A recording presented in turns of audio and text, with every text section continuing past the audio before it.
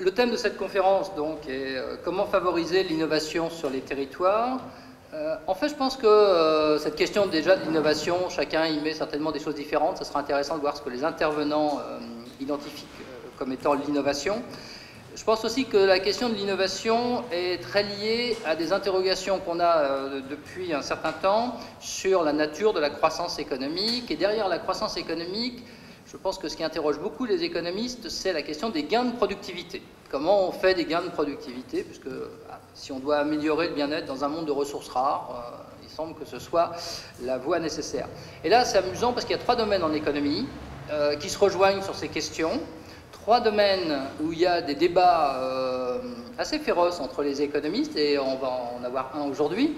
Il y a un débat d'abord qui est autour de la croissance économique, et vous en entendez tous parler, c'est le débat autour de la stagnation séculaire. Comme par hasard, c'est un débat sur le fait que les gains de productivité se ralentiraient et qu'il faudrait faire quelque chose si on veut restaurer la croissance économique. Vous avez un deuxième champ qui est celui de l'économie des inégalités, où vous avez là des débats assez forts, enfin, si vous pensez à Piketty, Atkinson, Pierre-Noël Giraud avec l'homme inutile. Et là encore, on est sur l'idée qu'il y aurait une nouvelle économie avec, face au ralentissement des gains de productivité, toujours un problème de partage entre les revenus du capital et les revenus du travail, et que la part des revenus du travail, pour un certain nombre de raisons, se réduirait. Et il y a un troisième champ de l'économie géographique, sur lequel on débat beaucoup de la nécessité de concentrer les activités économiques, de jouer sur des effets d'agglomération, avec derrière l'idée, c'est là qu'on pourrait faire aussi des gains de productivité. Et quand je regarde les débats des économistes qui, en économie de la croissance, en économie des inégalités et en économie géographique, sont sur un certain nombre de désaccords profonds, il y a en tout cas tout le temps cette question en toile de fond, comment on pourrait restaurer des gains de productivité. Et si je reprends mes 3 champs, vous allez voir qu'en fait, ce n'est pas gagné d'avance. Parce que si je prends l'économie de la croissance, on n'a jamais fait autant de croissance économique que dans les périodes où on a pu faire des transferts de population active massifs de l'agriculture vers l'industrie.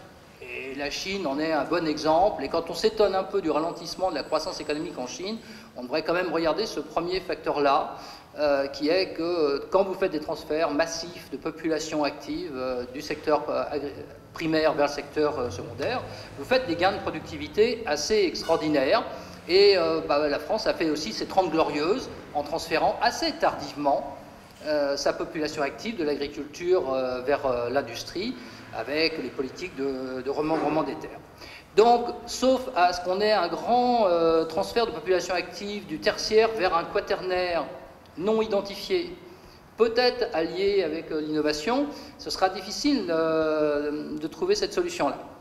Deuxièmement, sur l'économie des inégalités, on est sur aussi une question, si on a du mal à faire des gains de productivité, le partage des revenus est plus difficile, mais à ce moment-là, est-ce qu'on a une solution?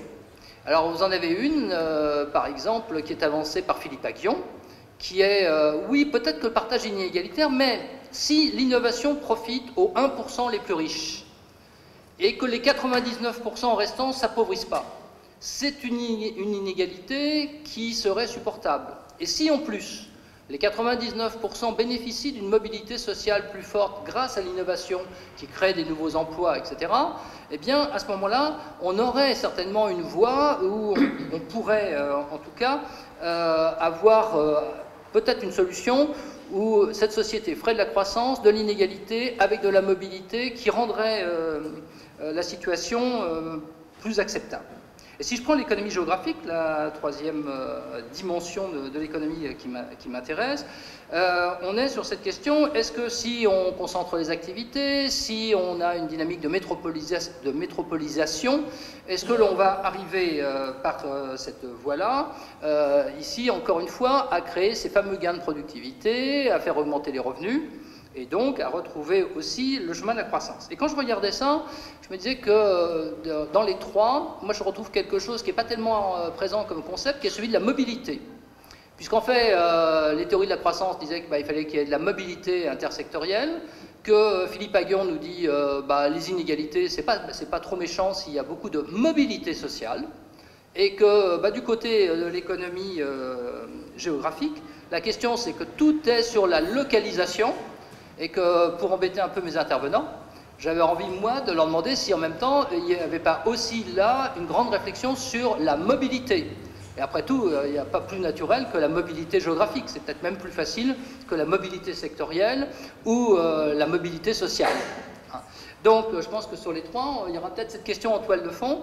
On débat beaucoup en économie géographique de questions de localisation, mais est-ce que la localisation ne doit pas être intimement combinée avec des problèmes de mobilité, que ce soit à la fois pour les salariés comme pour les activités des entreprises?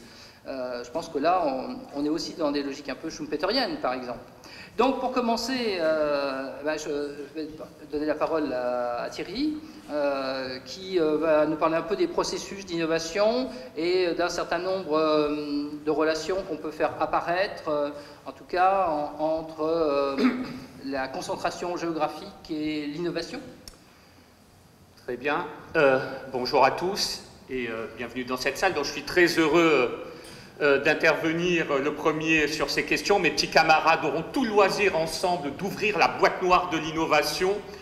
Et donc, ce que je vais vous dire brièvement, c'est un petit peu vous donner quelques enseignements de la théorie économique et de la géographie économique de l'innovation. L'économie géographique s'est développée au début des années 90, notamment avec ce fameux article de Paul Krugman, qui est à la fois le père des nouvelles théories du commerce international et de la nouvelle économie géographique, raison pour lesquelles il a eu le prix Nobel d'économie. Donc, la première des choses que je voudrais souligner, et j'ai essayé de vous construire un certain nombre de faits stylisés, c'est de montrer que les activités innovantes sont plus concentrées dans l'espace que les activités de production. Et donc là, vous voyez apparaître derrière moi des indicateurs qui sont le PIB, qui sont la population active et les dépôts de brevets, le brevet pouvant être considéré comme un marqueur de l'innovation, un marqueur très imparfait, mais en tout cas dont les données sont plus disponibles que d'autres. Et quand vous regardez cette courbe de Lorenz, qui est une mesure de la concentration, vous voyez que les dépôts de brevets sont plus concentrés que le produit intérieur brut. Autrement dit, les activités innovantes sont plus concentrées que les activités de production, puisque vous voyez que la courbe de Lorenz est plus courbée pour les dépôts de brevets que pour le reste de l'activité industrielle. Vous voyez aussi apparaître, deuxième slide, que quand on regarde l'emploi, où est le secteur manufacturier de haute technologie, lui aussi, l'emploi concernant le secteur manufacturier de haute technologie est plus concentré que le reste. Donc il semble déjà apparaître un certain nombre d'indicateurs que aussi bien les activités innovantes que l'emploi manufacturier de haute technologie est plus concentré que le reste des activités. Quand on regarde les activités de service, même chose. On voit là encore que les activités de service à haute technologie sont plus concentrées que le reste des activités de service. Donc vous voyez, j'introduis cette conférence en mettant en place un certain nombre d'indicateurs qui montrent cette concentration plus importante. Alors évidemment, le problème, c'est cette mesure, l'output, c'est cette mesure finalement de l'innovation. Alors vous avez la Commission européenne qui produit un scoreboard à partir d'un certain nombre d'indicateurs d'innovation. Et ce qui est intéressant, c'est que vous avez à la fois des inputs en matière d'innovation et des indicateurs d'output de l'innovation. Et ce qu'on voit, c'est qu'il y a globalement une corrélation assez forte, en tout cas, entre l'output, qui est par exemple les brevets déposés par million d'habitants, et un certain nombre d'inputs, comme le taux de recherche public, privé ou public. Alors ce qui est intéressant, c'est que vous voyez que le taux de recherche privé est en moyenne plus corrélé. Il n'y a pas ici de causalité, mais on trouve une corrélation entre les différents indicateurs d'innovation, qu'ils soient des inputs ou des outputs en matière d'innovation. Donc vous voyez que cette image est intéressante et la plupart des indicateurs vont dans le même sens, même si je le répète, il faut faire très attention. L'innovation est un processus protéiforme, multiforme, et qu'il est très difficile de mesurer. Donc on est obligé de recourir à un ensemble d'indicateurs partiels et de voir si l'image qu'on obtient est relativement cohérente à partir de tous ces indicateurs. Ce qu'on observe, c'est que la concentration de l'innovation, elle reste relativement stable au cours du temps. C'est le fait stylisé 3. Ce qu'on montre aussi, fait stylisé 4, c'est que quand on regarde la géographie de l'innovation, elle semble avoir, j'ai toujours du mal, mais il faut bien le reconnaître, une composante culturelle. Vous voyez bien une ligne de partage entre les pays, notamment d'Europe du Nord et les pays du Sud. Alors ça fait penser à cette thèse weberienne qui est aussi pourfendue, hein, évidemment, mais l'idée que les facteurs culturels et religieux peuvent être importants en matière d'innovation. L'idée aussi que le degré de confiance, vous savez qu'il existe des enquêtes subjectives qui permettent de mesurer le degré de confiance que des individus ont envers d'autres individus selon que les autres individus appartiennent à leur même communauté linguistique, au même pays, à la même communauté culturelle. Et on voit là aussi qu'il y a des travaux qui ont été menés sur le lien entre confiance, trust, et innovation. D'accord? Toute une littérature sur cette question. Si on passe au fait stylisé 5, on voit que le PIB par habitant est corrélé positivement avec le degré d'innovation d'une région. Attention, corrélation ne vaut pas causalité, évidemment. Parce que si vous prenez par exemple le fait stylisé 6, vous voyez par exemple que la croissance du produit intérieur brut, notamment par habitant, est liée au capital humain. Comme le capital humain est un facteur déterminant du processus d'innovation et qu'en même temps le capital humain et l'éducation ont un impact direct sur la croissance, vous voyez très bien qu'en réalité il n'y a pas de causalité. C'est peut-être tout simplement le capital humain qui explique à la fois cet impact sur l'innovation et l'impact sur le PIB. Autrement dit, qui explique cette corrélation entre PIB par habitant et innovation. Vous avez un espèce de facteur commun qui joue à la fois sur la variable explicative et sur la variable expliquée. Donc, en ce sens, vous trouvez une corrélation entre innovation et PIB, mais tout simplement peut-être parce qu'à la fois le PIB par tête et l'innovation dépendent du capital humain.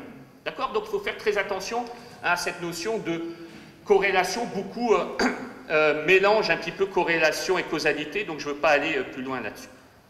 Si on passe maintenant aux raisons de, finalement, à cette dimension territoriale de l'innovation, pourquoi est-elle plus concentrée? Si on commence à ouvrir la boîte noire, ce que feront mieux que moi mes collègues par la suite, l'idée générale qui est développée par les économistes, c'est que, en tout cas en amont du processus d'innovation, l'échange d'informations tacites, non standardisées, est importante. Et donc cela suppose des face-à-face répétés, et la proximité géographique est un facteur d'invention puis d'innovation. Donc l'idée que finalement les activités innovantes seraient plus concentrées que le reste de l'activité manufacturière serait liée à l'existence d'externalités qu'on appelle technologiques, autrement dit à des externalités de connaissances qui sont fortement concentré dans l'espace. Alors, je vais en discuter brièvement, de ces questions, mais cette question, l'idée que les externalités de connaissances seraient concentrées dans l'espace et donc la distance géographique serait importante, nous amène à poser deux types de questions. Premièrement, que sait-on du degré de concentration dans l'espace des activités innovantes et des externalités de connaissances? Si on parle d'externalités de connaissances, il faut les identifier. Alors, les économistes, notamment empiristes, et c'est ça l'intérêt aussi de faire de l'économie empirique, c'est aussi de développer, il faut être créatif. Alors, effectivement, comment va-t-on voir s'il existe des externalités de connaissances? Je vais vous citer rapidement deux possibilités. Les économistes ont utilisé les brevets comme marqueur de l'innovation. Et donc, ils ont essayé de voir, par exemple, si la probabilité qu'un brevet qui cite un autre brevet soit plus proche géographiquement, hein, est-ce que la probabilité, quand vous prenez un brevet d'une nouvelle génération, qui cite un brevet, par exemple, d'une génération antérieure, est-ce que la probabilité que ces deux brevets soient proches géographiquement est grande ou pas?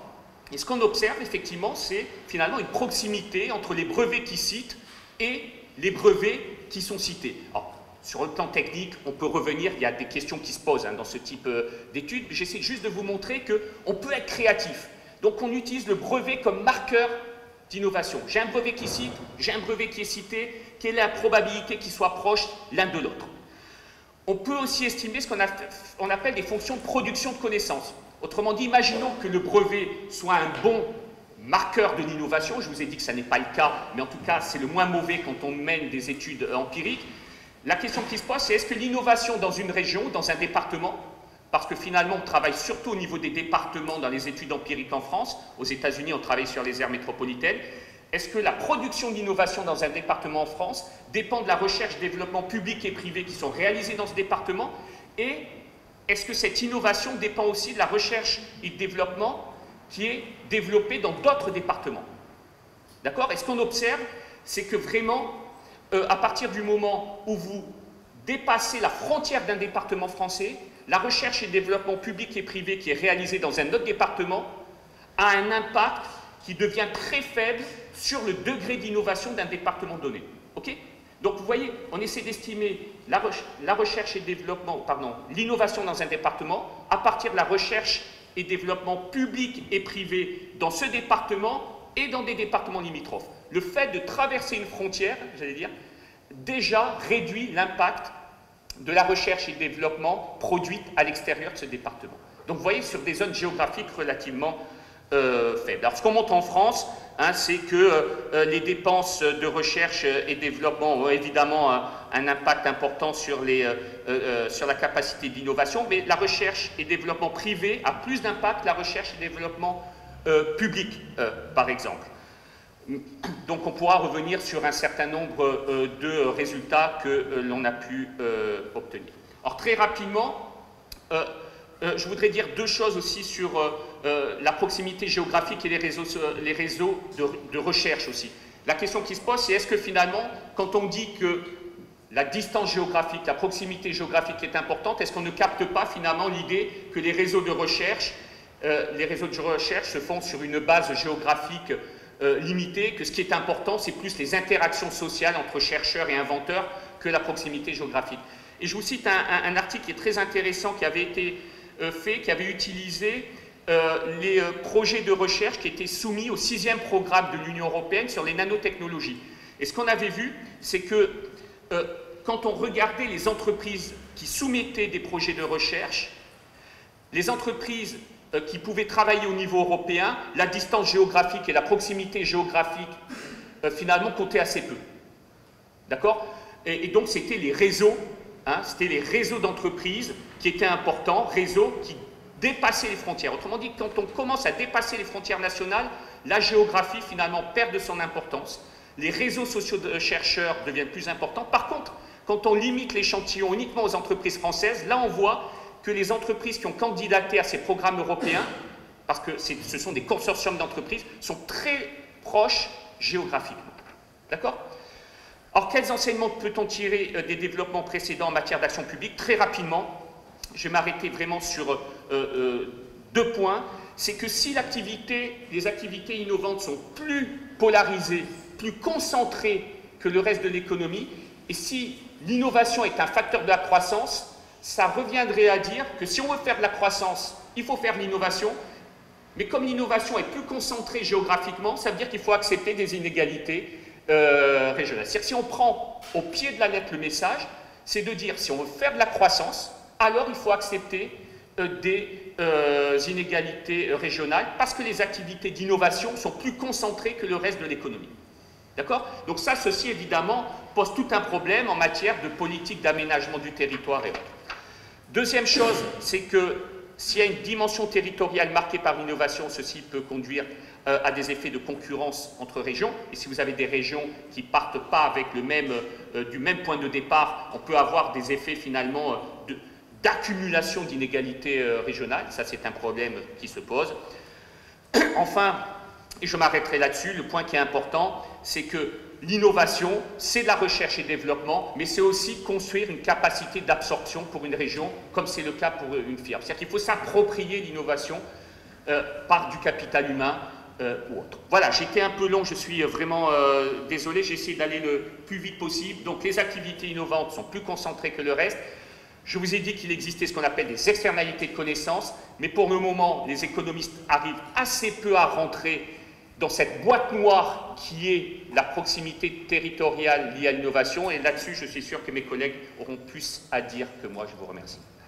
Merci beaucoup.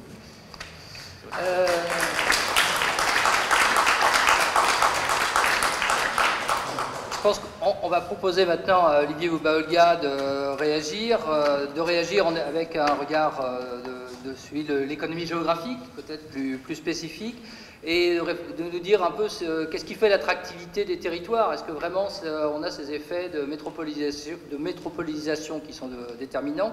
Et comme on parle de territoire, c'est un peu comme la question de l'innovation, peut-être aussi nous dire si le niveau du découpage, ou quand on veut regarder quelque chose, a une importance particulière. Parce que quand on parle de territoire, de région, de département, d'abord d'un pays à l'autre, ça ne veut pas dire la même chose. Et chacun en tête, vous pouvez avoir votre découpage à vous. Est-ce qu'il y a un niveau de découpage du territoire qui est plus pertinent pour regarder les phénomènes qu'on veut observer aujourd'hui? Ok. Donc peut-être un peu dans le désordre, effectivement, je peux, puis, enfin, vu ton propos introductif, ce qu'a dit Thierry, etc., ça me donnait envie de réagir à plusieurs points. Sur le découpage pertinent, c'est toujours le même problème, hein, il peut y avoir plein de découpages. Moi, en gros, quand même, ce que je pourrais dire, c'est que on sait que la géographie de l'activité économique, ça se joue à des échelles assez fines. Ça ne se joue pas à l'échelle régionale. C'est pas à l'échelle d'un pays. Mettons, quand on dit la France est spécialisée dans l'aéronautique, c'est pas la France. C'est même pas une région, c'est certains territoires infrarégionaux. Donc ça joue, moi les découpages que j'aime bien, c'est les découpages type zone d'emploi, etc., qui sont des bonnes échelles où on arrive quand même un peu mieux à avoir les effets de spécialisation. Après, pour rebondir un peu sur ce que disait Thierry, effectivement, ça c'est un constat indéniable, hein, sur la concentration de la recherche, de l'innovation, c'est un fait. On a un degré assez important de concentration. Là, ça a été mesuré par les brevets. On peut le mesurer aussi, par exemple, par la production scientifique, les publications. Là où je serais moins d'accord, ou en tout cas, faudrait voir, c'est sur la tendance. On a d'autres travaux, par exemple, enfin, Michel Grossetti a fait des travaux assez impressionnants sur les publications. Donc, c'est pas le même indicateur à l'échelle mondiale, pour essayer de comprendre un peu l'évolution de la géographie des publications. Et ce qui montre, c'est que dans quasi tous les pays du monde, on a un processus de déconcentration géographique des publications. Là, toi, ton graphique, c'était plutôt une stabilité. Après, je m'interrogeais, quand j'ai vu ta courbe, sur cette courbe de Gini, parce que elle peut être stable, avec des mouvements inverses derrière. Enfin, voilà, donc en tout cas, moi, j'en suis plutôt à dire que sur certains indicateurs, en tout cas, oui, l'activité de recherche d'innovation est concentrée, mais elle a plutôt tendance, sur ces dernières années, à se déconcentrer pour des effets assez démographiques. Enfin, je pourrais peut-être revenir dessus ensuite. Hein. Donc c'est vrai qu'on a un discours sur lequel tu as fini, qui est porté un peu par l'économie géographique, qui consiste à dire, bah oui, il faut qu'on fasse de la croissance, bah oui, la source essentielle de la croissance, c'est l'innovation, et l'innovation, c'est concentré. Bon, ça peut avoir une certaine validité, mais c'est vrai qu'on est confronté en tant qu'économiste à plein de problèmes, et tu l'as dit. C'est quelles sont les données qu'on peut mobiliser pour parler d'innovation? Est-ce que ça mesure bien le phénomène d'innovation ou est-ce que c'est pas trop réducteur? Et comme on travaille sur données brevets, on travaille sur données publiques, des choses comme ça, on est très très très loin quand même de tout ce que peut représenter le processus d'innovation. Ça, je pense que ça a été un peu dit, mais c'est clair que ne serait-ce qu'une petite typologie bête et méchante du type attention, dans l'innovation, on a l'innovation techno, produits procédés, on a l'innovation marketing, on a l'innovation organisationnelle. Déjà, on s'aperçoit que c'est plein de leviers pour faire des gains de productivité et que ce qu'on peut mesurer, c'est pas l'ensemble, quoi. Moi, pour travailler auprès d'entreprises, tout un ensemble de territoires, notamment par exemple des PME en France, je pense franchement que le levier essentiel de gain de productivité, ça relève de l'innovation organisationnelle. Comment on arrive à se réorganiser, à optimiser, etc. Et donc ça, on n'arrive pas à le capturer statistiquement. Il y a des enjeux forts, très très forts, y compris en termes d'accompagnement des entreprises.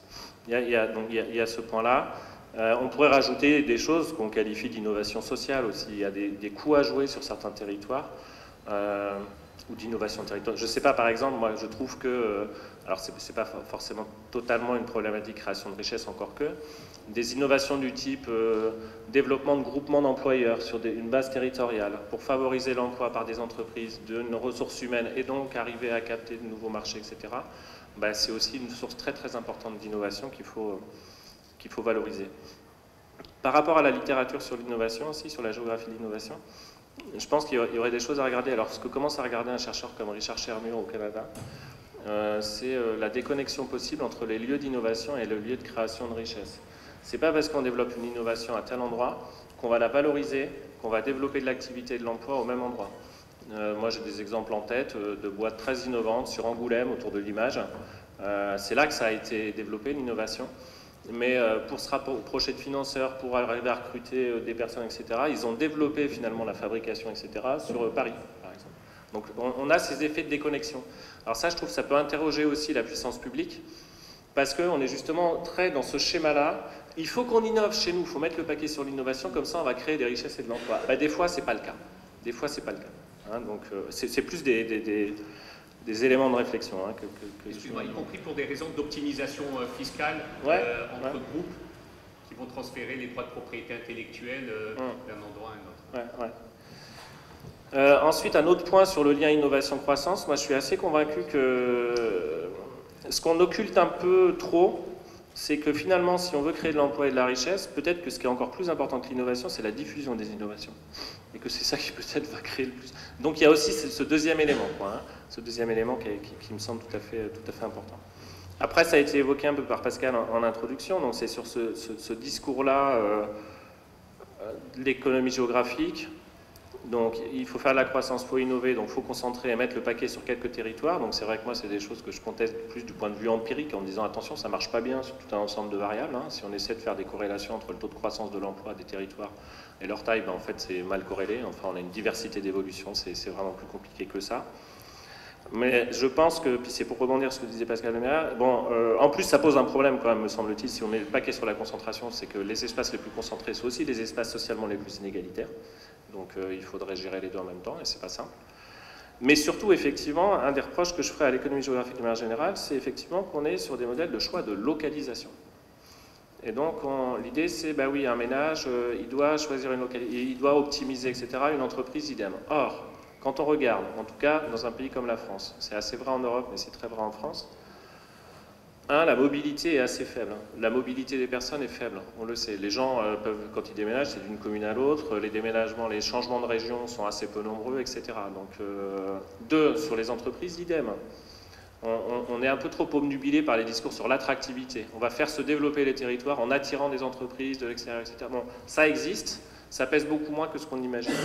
Donc, se dire que toute la question, c'est une question de choix de localisation, à mon avis, c'est pas... Bien sûr qu'il y a des choses à dire autour de ça, mais il y a beaucoup de choses à dire et qui me semblent essentielles, et je pense que c'est un des enjeux forts aujourd'hui en termes de politique publique, moins en termes de choix de localisation qu'en termes de, effectivement, comme tu le disais, de mobilité des personnes et de mobilité temporaire des personnes. Moi, je suis chercheur, pour illustrer très bêtement, je suis chercheur à l'université de Poitiers, dans une petite ville moyenne.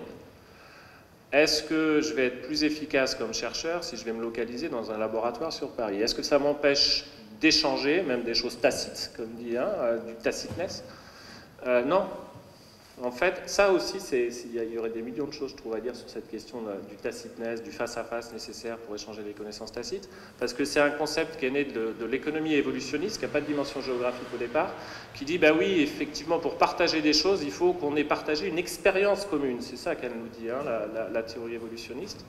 Et après, le raccourci qu'on fait un peu trop vite, c'est, donc pour échanger du tacite, il faut être proche physiquement. Et ça, en fait, c'est faux, quoi. Je peux être proche physiquement de quelqu'un, moi je suis économiste, si j'échange avec un économiste qui est localisé très loin, même par téléphone, on pourra s'échanger du tacite. Si j'échange avec quelqu'un qui n'est pas du tout de la même spécialité, et même s'il est juste à côté de moi, on aura du mal. Donc je pense la question qui se pose, c'est peut-être plus celle-ci. C'est comment favoriser la mobilité temporaire des individus, parce que c'est vrai qu'on est dans des processus économiques où ce qui compte, c'est beaucoup les interactions, on a les collaborations, les interactions. Mais pour ça, je ne pense pas que ce soit forcément pertinent de dire il faut que tout le monde soit localisé les uns proches des autres. C'est plutôt il faut favoriser ces interactions et donc favoriser la circulation des personnes. Et donc, moi, voilà, aujourd'hui, on est là, à la limite, on discute, on échange, on déplace la frontière des connaissances. Sans avoir besoin de résider les uns à côté des autres, quoi. Donc, voilà, je serais un peu... un petit peu réservé quoi, sur cet enchaînement quoi, qui est théoriquement séduisant. Hein.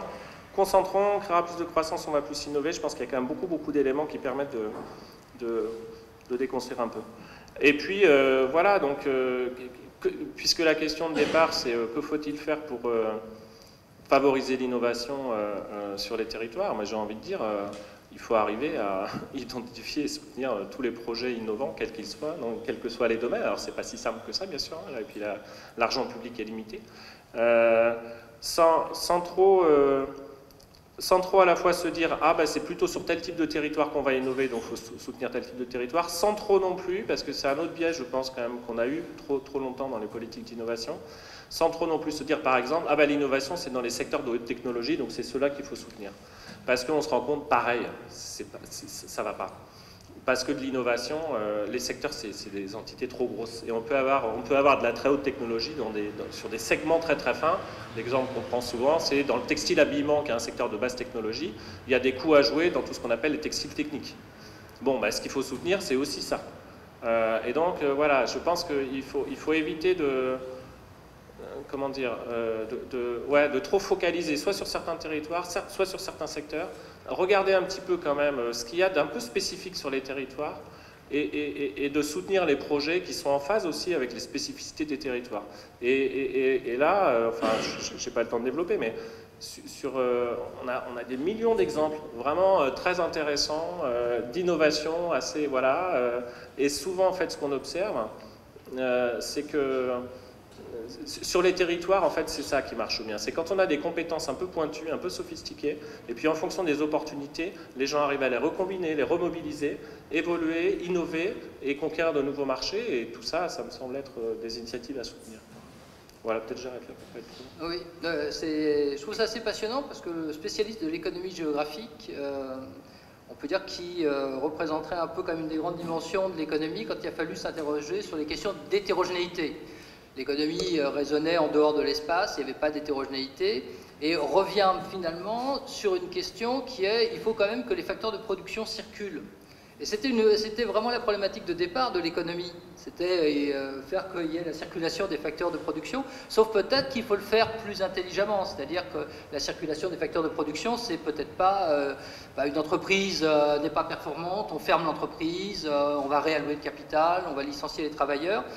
Et cette circulation des facteurs, je sais pas, moi j'ai découverte à Lyon avec un chef d'entreprise qui travaille sur une entreprise de logiciels pour les entreprises.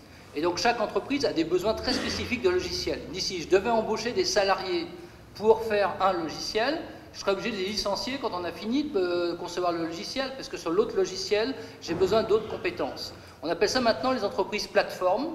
Et on voit là des gens, enfin, justement, qui rentrent et qui sortent des projets, ou aussi au niveau hiérarchique, c'est assez intéressant, quelqu'un est responsable du projet, puis après, sur le projet suivant, il n'est plus responsable. Donc il monte, il descend dans la hiérarchie, il rentre, il sort, sans qu'il y ait de licenciement ou quoi que ce soit. Et vous apercevez que c'est plutôt quelque chose qui se rapproche de ce que rêvait l'économiste au départ, quand il avait oublié, en effet, les territoires et tout, sur ces facteurs pourraient circuler sans frottement.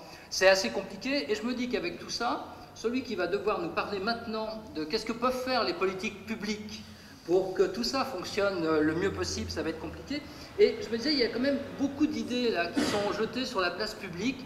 J'aimerais bien un peu avoir un avis là-dessus, parce qu'on a eu un rapport du Conseil économique, social, environnemental sur comment faut-il faire pour encourager l'investissement public, là, qui est paru en juillet 2015. On a eu un rapport au Premier ministre qui propose de créer une agence nationale pour le développement économique des territoires. On a eu le rapport intermédiaire sur les investissements d'avenir, où on ne les avait pas tout à fait bien spécialisés, tels qu'on voulait le faire au départ avec Michel Rocard et Alain Juppé. Alors, qu'est-ce qu'il faut faire au niveau des politiques publiques avec tous ces conseils qui nous sont donnés? Ah, ça marche. Bien, bonsoir d'abord. Bon, je ne suis pas sûr d'apporter une réponse formelle à toutes ces questions. Je vais essayer de donner quelques lignes d'approche de tout cela. Bon, tout d'abord, je crois qu'il faut bien insister sur le fait que les écosystèmes de l'innovation, comme les économistes aiment bien les appeler, sont à la fois très territorialisés et très localement souvent, et puis mondialisé en même temps.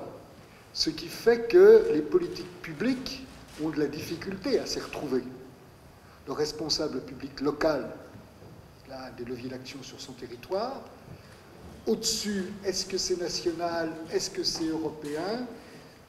Ça n'est pas toujours facile, d'autant plus qu'il ne faut pas oublier qu'une très grande part de l'innovation, plus de la moitié probablement, même s'il n'y a pas de chiffre formel, c'est le fait de très grandes entreprises, et de très grandes entreprises qui, elles, fonctionnent à l'échelle mondiale et en dehors de toute considération territoriale ou nationale, si ce n'est peut-être pour profiter d'un certain nombre d'effets d'aubaine, suivant les politiques des pouvoirs publics.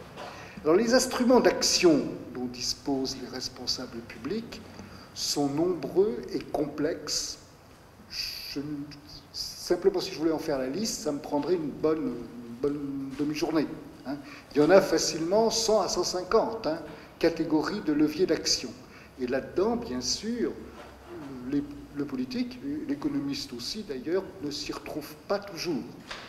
Ils sont très nombreux, très complexes, ils sont abondamment utilisés sur le terrain, d'une manière quelquefois un peu impulsive, voire compulsive. Hein, c'est-à-dire, dès qu'il y a un problème, hop, immédiatement, on fait quelque chose. À telle enseigne, bon, je ne recule pas devant le fait de vous raconter une petite anecdote amusante, mais qui cadre le problème. Hein. Il y a une quinzaine d'années, dans une très grande région française, vous voyez à peu près laquelle il s'agit, des responsables publics avaient invité une des très grandes spécialistes d'économie industrielle mondiale, professeure au MIT. D'ailleurs, elle vient de recommencer là pour le compte du gouvernement français. Et la question qui lui était posée, c'est qu'est-ce qu'on peut faire de plus pour l'innovation? Alors, elle n'avait pas beaucoup de temps à consacrer à cette investigation. Elle a écouté, très intelligent, elle a regardé, et à la fin, son diagnostic a été très simple et très clair. Vous faites 150 actions pour l'innovation dans votre région, de mon conseil, c'est vous en supprimez 140, vous en gardez 10, celles que vous considérez comme les plus importantes, mais surtout vous les faites bien.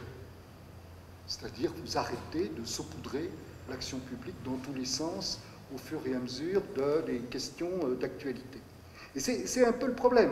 C'est un peu le problème. On a beaucoup de leviers d'action dont l'efficacité individuelle, chacun pris isolément, c'est un sujet de discussion pour les économistes. Quand vous regardez les rares évaluations scientifiques qui sont faites de tout ça, vous verrez qu'elles sont très mesurées. Il y a quelques articles, si vous voulez, je pourrais vous donner des références de littérature, quelques rares articles qui ont été faits sur ce qu'on appelle les place-based policies. Ce sont les anglo-saxons qui aiment bien regarder l'efficacité des politiques publiques. Nous, on aime un petit peu moins. Et le diagnostic de tout ça, c'est que c'est très mesuré. L'action n'est pas toujours évidente. Alors, que faire? Que faire face à tout ça? Dans cet ensemble, et faute de doctrine très claire de l'action publique dans ce domaine, on a quand même quelques éléments robustes. On les a déjà plus ou moins évoqués, mais je vais les rappeler parce que souvent, l'action très désordonnée qu'on peut voir sur le terrain, au niveau national, au niveau régional, masque un peu la robustesse des conclusions les plus solides de l'analyse économique. Alors, premièrement, l'innovation, mais pris dans son sens le plus général, je crois que vous l'avez bien dit tous les deux, l'innovation au sens schumpeterien. Il y avait 5 catégories d'innovation dans le tome 2 de Schumpeter, si je me souviens bien. On en a escamoté la 5e, qui était d'aller trouver des nouveaux marchés. C'est l'innovation organisationnelle, l'innovation de process de production, etc., de nouveaux rapports au marché, et l'innovation technologique, bien sûr. Bon, pour toutes ces catégories d'innovation, il y a quand même une constante très grande qui est que l'innovation, c'est au fond la valorisation économique d'idées nouvelles, schématiquement. Et la valorisation économique d'idées nouvelles, au fond, ça peut s'analyser comme un marché. Les économistes adorent les lois d'offre et de demande. Donc, il y a une offre et puis il y a une demande. L'offre, c'est l'offre d'idées. Et puis la demande, c'est la demande d'idées nouvelles pour valoriser la production. L'offre, c'est une affaire, au fond, de capacité d'idées nouvelles. Et il y a une gamme très large de ces idées nouvelles il y a les idées qui viennent bien sûr des universités les plus avancées dans le monde, hein, les brevets dont on parlait tout à l'heure, les technologies nouvelles, les technologies disruptives. Mais il y a également les idées de terrain, bêtes comme chaud, qu'on trouve dans les usines où on améliore un process et petit à petit ça permet de rendre le produit plus compétitif. C'est une affaire d'entrepreneuriat. Pour innover, il faut avoir envie de se lancer dans quelque chose d'un peu nouveau. Donc il faut avoir un petit peu de goût du risque, un petit peu de confiance en l'avenir et dans le territoire dans lequel on est. Donc si on veut aider l'innovation, il faut jouer sur ces deux tableaux. Il faut jouer sur une offre, développer l'offre de connaissances. C'est principalement les universités, hein, tous les pays avancés, mais il n'y a pas que ça. Hein. Les Américains, quand on leur pose la question « mais qu'est-ce qui fait l'innovation de terrain, etc. » ils ne vont pas vous répondre à Silicon Valley forcément. Ils vont vous dire c'est le collège technique du coin qui est en rapport avec les entreprises de ma région et qui permet comme ça aux entreprises d'être toujours plus performantes. Et la demande c'est essentiellement là aussi je vais être schématique parce qu'on n'a pas beaucoup de temps, de l'entrepreneuriat et du capital humain. Hein. C'est l'innovation, la croissance, hein, je vais reprendre, parodier Friedman, c'est partout et toujours du capital humain. Hein, c'est Friedman, hein, l'inflation, c'est partout et toujours de l'excès monétaire. Là, c'est partout et toujours du capital humain. Hein, sous des formes très variées. C'est pas toujours d'ailleurs des diplômés de haut niveau international. Hein, dans la révolution industrielle, puisqu'on faisait référence à l'histoire tout à l'heure, la révolution industrielle anglaise, elle n'avait pas forcément les meilleurs savants. Hein, il y a un petit match hein, entre la France et l'Angleterre du XVIIIe siècle, mais en tout cas, elle avait des apprentis qui avaient un haut niveau de capital, qui savaient lire et écrire, et qui petit à petit ont fait évoluer les entreprises. Deuxième point ou troisième point, on parle beaucoup des questions de spécialisation, de cluster, de pôle de compétitivité. Derrière, il y a l'idée plus ou moins explicitée qui est que la spécialisation est un facteur de croissance, d'innovation et de compétitivité. Là-dessus, ce n'est pas évident du tout. C'est pas évident du tout. Il y a de nombreuses études qui ont été faites dans le monde sur l'influence de la spécialisation sur la croissance, et elles ne sont pas suffisamment convergentes pour servir aujourd'hui de doctrine solide pour les pouvoirs publics. C'est-à-dire que quand un responsable local entend jouer la spécialisation, quelquefois d'ailleurs sous la pression des entreprises locales qui ont envie bien sûr d'attirer quelques subventions, eh bien il doit réfléchir parce qu'il est peut-être en train d'enfermer sa région dans des technologies, dans des secteurs d'activité dont l'avenir n'est pas nécessairement assuré. Ce qui est intéressant, il y a une nouvelle doctrine de la Commission européenne dans le domaine de la spécialisation, et qui est d'ailleurs qui fait partie maintenant dans les contrats État-région, là dans le nouveau FEDER, qui est ce qu'on appelle la spécialisation intelligente. Alors, smart specialization. Bon, derrière ce terme, qui peut prêter à sourire, d'ailleurs ça n'en manque pas, il y a quelque chose d'intéressant qui est que la bonne spécialisation pour une région, c'est de tirer le meilleur parti de ses forces actuelles, mais en les aidant, en aidant les entreprises qui font une petite masse critique localement à évoluer vers des technologies, vers des modes d'organisation nouveaux, en les aidant à innover. Dire masse critique, spécialisation, mais surtout en regardant les petites niches d'avenir à l'intérieur de ces secteurs. Alors, bien évidemment, ce n'est pas aux fonctionnaires de décider ça. Hein. C'est un tropisme malheureusement répandu qui est que la vérité vient quelquefois des pouvoirs publics. Tout le monde aime ça en France. Hein. C'est pas comme ça. La Commission européenne a essayé de remettre un peu l'entrepreneuriat sur ses pieds en disant il faut que ça vienne des entreprises. Donc, demande aux régions de mettre sur pied des processus interactifs entre la puissance publique et les entreprises pour qu'elles-mêmes dégagent les niches intéressantes pour l'avenir et voir en quoi on peut les aider à se développer. Alors, pour le reste, le bilan, comme je disais, hein, puis je vais quand même laisser la place au débat, le bilan est mitigé. Hein, le bilan est mitigé de tous ces leviers d'action. Il y a deux choses, moi, qui sont très sûres, hein, là que j'ai indiquées. C'est qu'il n'y a pas de one fits all, hein, il n'y a pas de recette miracle du développement économique. Hein. Vous vous souvenez, autrefois, il y avait la doctrine, d'ailleurs, ce n'était pas du tout la pensée de François Pérou, mais cette pensée avait été érigée en doctrine universelle. Il faut faire des pôles de croissance partout. En général, les pôles de croissance qu'on a fait au nom de cette doctrine se sont avérés des catastrophes financières et humaines. Donc il n'y a pas de one fits all. Ça, c'est un premier point. Les doctrines, quand vous entendez parler de doctrine, il faut être toujours très prudent dans l'approche. Et deuxièmement, il y a quand même un rôle essentiel pour le leadership, et notamment le leadership local. Les villes qui se portent mieux, il n'y a pas d'économétrie. Je suis désolé, je n'ai pas de belles courbes économétriques. La qualité des dirigeants et puis la croissance.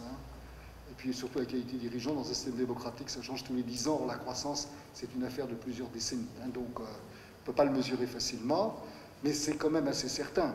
Les responsables locaux ont une responsabilité éminente dans leur capacité de faire émerger des projets collectifs dynamiques qui permettent aux populations, aux entreprises d'avoir confiance dans leur territoire.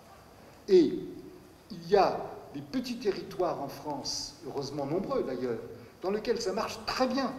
On pourrait faire la liste, je suis un spécialiste de cette question, et il y a des grosses villes qui ne marchent pas du tout, parce que justement il y a un déficit de capacité à faire émerger des projets et un leadership. Puis entre les deux, il y a des grandes régions sympathiques, et qui se cherchent un peu parce qu'effectivement, elles souffrent d'une certaine complexité institutionnelle qui ne permet pas l'émergence des projets. Voilà, je m'en tiens là, et comme ça on peut ouvrir le débat. C'est un conseil pour les investissements d'avenir, investir là où il y a quelqu'un qui a un certain leadership? Ah, ça joue beaucoup, mais bien sûr. On ne le dit pas comme ça, mais bien évidemment, les investissements d'avenir, ça dépend aussi de ceux qui les portent. Et de ceux qui les portent, c'est-à-dire aussi bien les entreprises ou les chercheurs que les responsables locaux qui peuvent apporter un soutien derrière. Voilà. Je plaisantais à moitié. Je vois qu'il y a aussi pas mal de lycéens. Je vous signale que l'éducation nationale, par exemple, travaille beaucoup sur l'effet chef d'établissement, en pensant qu'il y a un effet leadership qui crée en fait la confiance au niveau d'une collectivité. Et c'est assez amusant, on n'avait pas beaucoup travaillé dessus.